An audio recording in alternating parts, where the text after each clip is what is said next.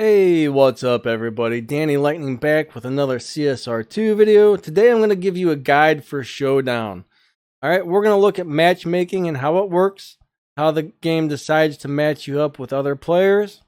We're going to look at how to figure out which one of your cars is going to be the best for you to use for the event. Every event's different and you need to use your best car for that event. If you have a slower car, we're going to talk about how to do a lot better with slower cars. We're going to look at the two different sets of prizes and how to win those prizes. One set's really easy to win. The other set's a lot harder to win. And also, you're going to want to make sure your car is set up and performing at its best and you're driving it right for the event. All right, so first we're going to get into matchmaking. Matchmaking looks at your trophies. And, when it matches you up with other players who have a similar amount of trophies. It's not going by your dyno time or how fast your car is. It just goes by how many trophies you have and how many trophies your opponent has. So the person with the very fastest car in this game is going to have the easiest time climbing to the top. But unfortunately, that person may have like 500 trophies and you may have 500 trophies. And even if you're running a 12.0 and they're running like a 6.9, you're going to be matched up against them because they have the same amount of trophies. So there are going to be a lot of cars that just blow you away. And this is where I get into the part of how to do better with a slower car. We'll talk about that in a few minutes. But that's basically how the matchmaking works. It's really not fair, but honestly, I think they just do it that way so people with the slower cars will spend money on the crates to upgrade their cars.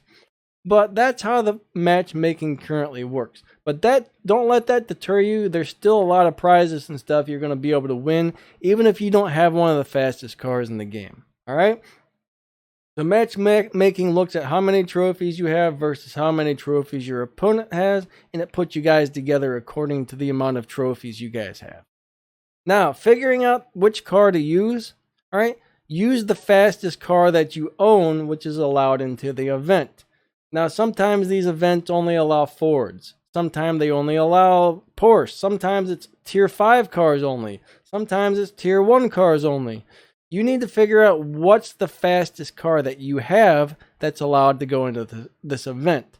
Not the fastest car that can go into the event. A lot of these people are making these top 10 fastest lists for each showdown, and that's great. It's really nice to know which of these cars are going to be the fastest, but the fastest car in the game, even if you own it, you need to make sure that's the fastest car that you have, which can do the event. You might have that car, but you might have something else which is way more upgraded and runs faster than that. So take a look at all of the cars that you own, which are allowed to go into that event, and find out which one of yours is running the fastest time. Because he who has the fastest car has the best chance of climbing up to the top in this event. All right, so that's how you figure out which car of yours is going to be the best to use. Use the car that runs the fastest time, which you're allowed to use in that event. All right, hopefully that makes sense to you guys.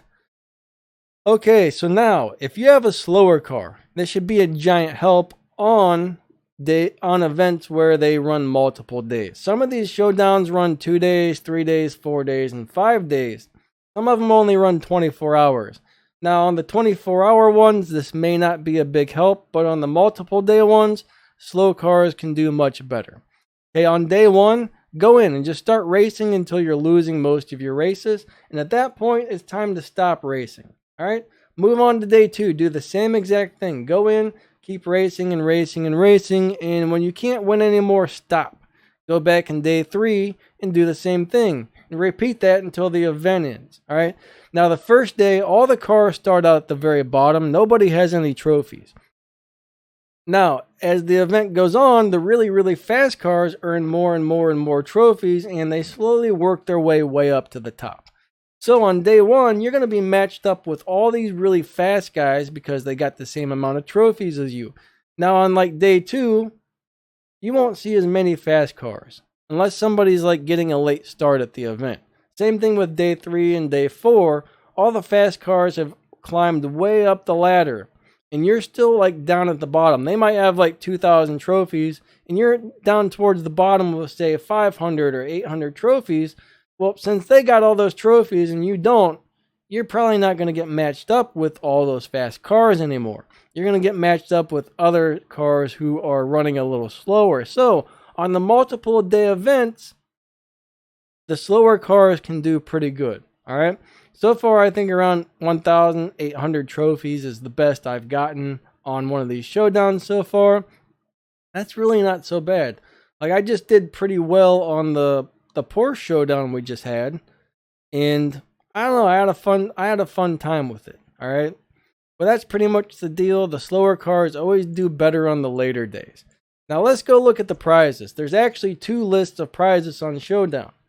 Now we got a Ford one here right now, which is going to start in just about 2 hours. And the list of prizes here is not that appealing. A lot of these have really nice prizes in here. This one's kind of lousy. The Porsche one we just had were also kind of lousy.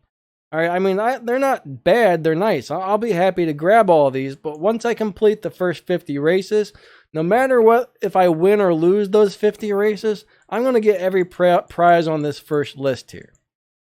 And that's pretty nice. Plus, every time I win, I'm going to get some game cash and some respect points as well. I think that's pretty awesome, all right? So it's definitely worth racing these as long as you go in and you say, yeah, I would like to get this first set of prizes.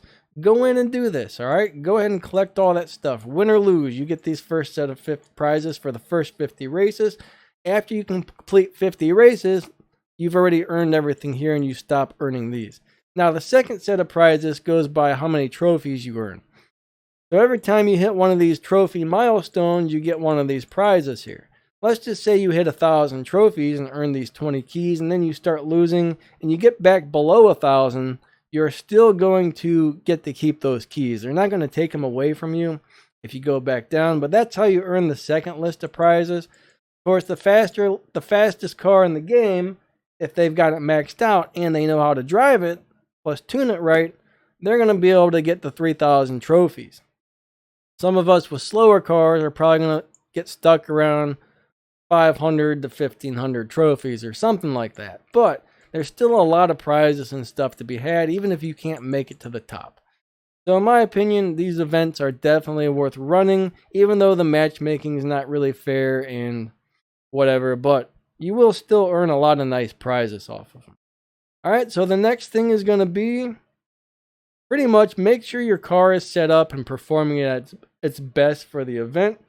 So make sure you've got a good tune on your car. Make sure your car is tuned properly. A good tune can really make your slow car run a little bit faster, and using the right shift pattern. All right, always figure out the best shift pattern to use for that car, because if you do, that'll make you even run faster. So if you tune it right and you drive it right, that slower car will do just a little bit better. And I think that pretty much wraps up all the points here. Yep, that's how matchmaking works. Figure out which car you own that is the fastest. Find the fastest car that you own, which is allowed into the event. That's the one you should use. The slower cars always do better on the later days. Unfortunately, like I said, not all of these events are more than 24 hours, but a lot of them are. On the 24-hour events, I guess later in the day, you'll probably have a little better luck. Most of the fast cars have probably got their start early, so you might have a little better luck later in the day on the 24-hour events. Or if you're lucky, maybe you can wake up in the morning and run a couple races right before the event ends, and you'll probably have a little better luck. But on day 2, 3, 4, 5, whatever, the more time goes by, the better luck you should have, I would think. All right. We looked at the prizes and how to win them. We talked about winning and losing trophies. As you beat other players, you win trophies, and as other players beat you, you lose trophies. Make sure your car is tuned right. Make sure you're driving it right, and I think those are pretty much the main points. But do remember, this is in beta testing right now, so all of this could eventually change. But as of right now, this is how they got everything set up. And that's pretty much how everything works. And hopefully this guide to 2 Showdown helps you guys. All right. I'm going to go ahead and end this video, and I'll catch you guys later. Please like and subscribe. See ya.